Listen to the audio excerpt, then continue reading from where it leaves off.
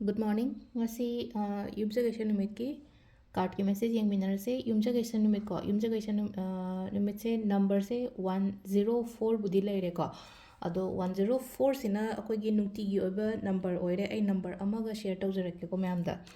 number se karamba number no ani ni ko share tawte se ko haidi si se protection gi oina sigi number se 8 ai sida irake ko 863 ko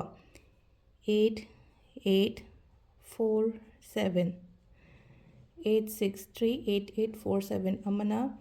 6581013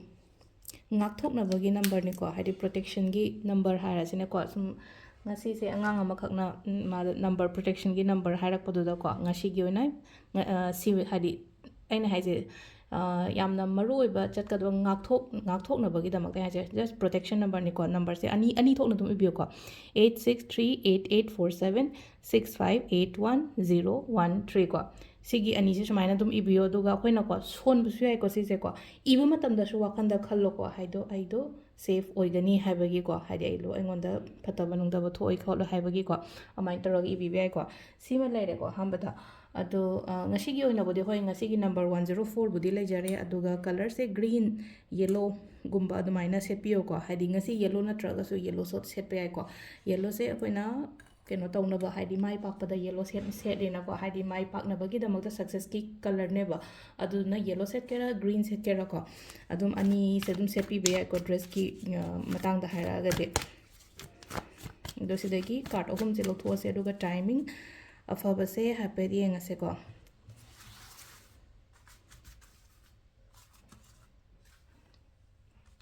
sidagi 3 cards katang thoye card number 1 card number 2 card number 3 ko ahamba anishuba ahum suba ko ahamba se khansira natraga anishuba khansira natraga ahum suba khansira se first card se ko sida nungaina leiba oina oi ko ngasigi oina haragadi ko kitang ishada su ko khara fazana leina ko iruga maithajaba ko pada maithajaba ko taraga nana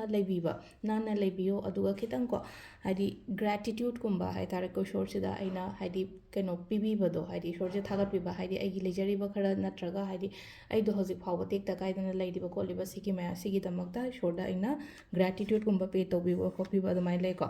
number 2 sina ko haidi khallagadi mayam ama le ko pangthok ko ado aina pangthoke na khaliba potse haidi growth ti dum lakani ko number 3 ko number 3 sina number 3 se udrama le sida ko sida leise akoigi 3 4 5 6 keno akoigi 8 of pentacles and like 8 of pentacles haragadi hojik se ai yoina haragadi yamna hard work tawgadaba matam oina oigo ngasi se harase ko ngasi se thabak yamba yai thabak thau yamba yai adagi sida leise ko hadi thau keno tawringe ꯊꯕꯛ ꯌꯥꯝ ꯀꯟꯅ ꯁꯨꯕꯗꯧꯅ ꯇꯧꯋꯦꯅꯀꯣ ꯃꯤꯁꯦꯀꯣ ꯑꯗꯨꯗꯨꯅ ꯍꯥꯏꯗꯤ ꯍꯣꯠꯅꯋꯣ ꯌꯥꯝꯅ ꯍꯣꯠꯅꯒꯗꯕ ꯃꯇꯝꯅꯦꯀꯣ ꯑꯗꯨꯒ ꯇꯥꯏꯃꯤꯡꯁꯤꯅ ꯑꯌꯨꯛꯀꯤ ꯄꯨꯡ 6ꯇꯒꯤꯅ ꯄꯨꯡ 9ꯒ ꯃꯤꯅꯤꯠ 94 ꯐꯥꯎꯕ 9ꯒ ꯃꯤꯅꯤꯠ 94 ꯐꯥꯎꯕ ꯑꯗꯨꯒ 10ꯒ ꯃꯤꯅꯤꯠ 5ꯗꯩꯅ 13ꯒ ꯃꯤꯅꯤꯠ 23 ꯐꯥꯎ ꯑꯃ ꯂꯩꯔꯦ ꯑꯗꯒꯤ 2ꯒ ꯃꯤꯅꯤꯠ 10ꯗꯒꯤꯅ ꯄꯨꯡ 4ꯒ ꯃꯤꯅꯤꯠ 58 ꯐꯥꯎ ꯑꯃ ꯂꯩꯔꯦ ꯑꯗꯒꯤ 3ꯒ ꯃꯤꯅꯤꯠ 38ꯗꯩꯅ ꯄꯨꯡ 13ꯒ ꯃꯤꯅꯤꯠ 23 ꯐꯥꯎ ꯑꯃ ꯂꯩꯔꯦ ꯑꯗꯒꯤ ꯄꯨꯡ 2ꯒ ꯃꯤꯅꯤꯠ 94ꯗꯩꯅ ꯄꯨꯡ 4ꯒ ꯃꯤꯅꯤꯠ 19 ꯐꯥꯎ ꯑꯃ ꯂꯩꯔꯦꯀꯣ ꯁꯤꯁꯤꯅ ꯑꯩꯈꯣꯏꯒꯤ ꯉꯁꯤꯒꯤ ꯑꯣꯏꯅ ꯐꯕ ꯇꯥꯏꯃꯤꯡ ꯀꯣ ꯑꯗꯣ ꯇꯥꯏꯃꯤꯡꯁꯦ ꯏꯪꯂꯤꯁꯇ ꯍꯥꯏꯔꯛꯑꯣ ꯍꯥꯏꯕ ꯑꯃꯨꯛ ꯌꯥꯎꯋꯦꯀꯣ ꯑꯗꯣ ꯇꯥꯏꯃꯤꯡꯁꯦ ꯃꯣꯔꯅꯤꯡꯒꯤ ꯇꯥꯏꯃꯤꯡꯁꯦ ꯀꯣ 6 AM to 8:43 AM ꯑꯃ ꯂꯩꯔꯦꯀꯣ ꯑꯗꯒꯤ 10:05 ko haidi 10:05 to 11:26 AM then again 2:10 PM to 4:53 PM 6:31 PM to 11:26 PM then again 2:43 AM to 4:21 AM si aina amuk english ta hairo haiba angang keno tawba male angang travel angang gumba yaw male moiche keno da haibi on haiba yaw ba timing se adugi aina mu ngasi smaina halle ko